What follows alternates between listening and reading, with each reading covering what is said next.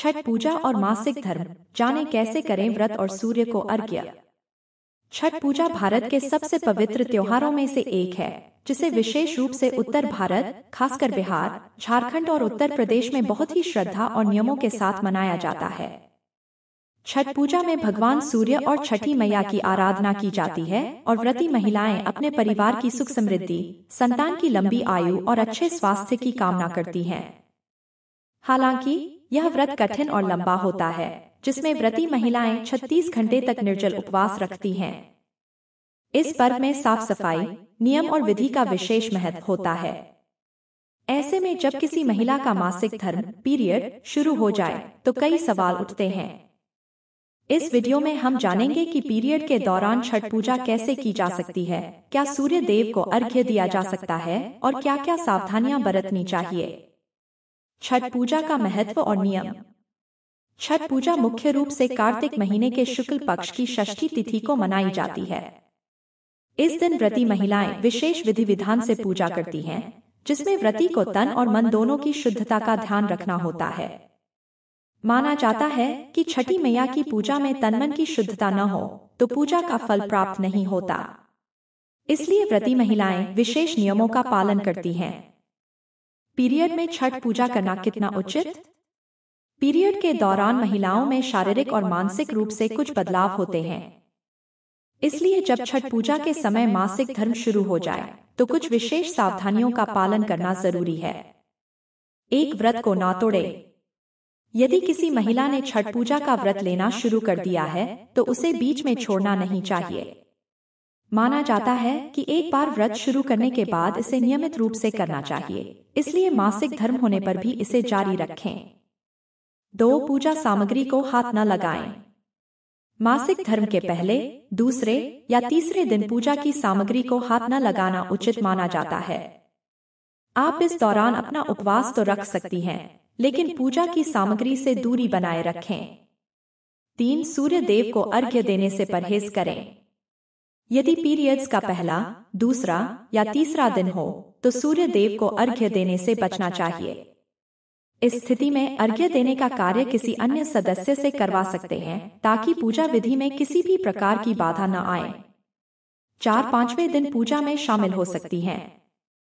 यदि मासिक धर्म का 5वां दिन है तो आप पूजा में शामिल हो सकती हैं और भगवान सूर्य एवं छठी मैया की पूजा कर सकती हैं। इस दिन पूजा सामग्री का प्रयोग करना उचित माना जाता है। 5, छठे दिन अर्घ्य दे सकती हैं। छठे दिन तक पीरियड समाप्त हो जाने पर महिलाएं स्वयं सूर्य देव को अर्घ्य दे सकती हैं।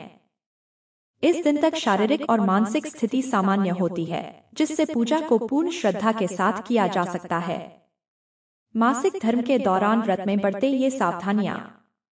आराम का ध्यान रखें। व्रत के दौरान शारीरिक और मानसिक थकान से बचने के लिए पर्याप्त आराम करें। सहजता से बैठें और व्रत का पालन करें। मासिक धर्म में शरीर की शक्ति थोड़ी कमजोर होती है, इसलिए आराम से बैठें और बिना ज्यादा मेहनत किए व्रत का पालन करें। परिवार के सदस्यों की मदद लें। पूजा की अन्य विधियों में घर के सदस्यों से सहायता लें। सामग्री तैयार करना, प्रसाद बनाना और अर्घ्य देना जैसे कार्य परिवार के अन्य लोग कर सकते हैं। साफ सफाई पर विशेष ध्यान दें। छठ पूजा में सफाई का विशेष महत्व है। मासिक धर्म के दौरान भी साफ सफाई और स्वच्छता का पूरा ध्यान रखें। क्या पीरियड में छठ पूजा करना अशुद्ध माना जाता है। परंपराओं में पीरियड के दौरान पूजा करने को लेकर विभिन्न मान्यताएं और नियम हैं। हालांकि अब समय के साथ इन मान्यताओं में बदलाव आ रहा है। आज के समय में इसे एक स्वाभाविक प्रक्रिया माना जाता है, लेकिन छठ पूजा में विशुद्धता और आस्था का अधिक महत्व होने के कारण महिलाएं अपनी आस्था और परंपरा के अनुसार इस नियम का पालन करती हैं। कई लोग यह भी मानते हैं कि यदि महिला का मासिक धर्म चल रहा हो तो वह परिवार के अन्य सदस्यों की सहायता लेकर पूजा संपन्न कर सकती है। छठ पूजा के लाभ और इससे जुड़े विश्वास।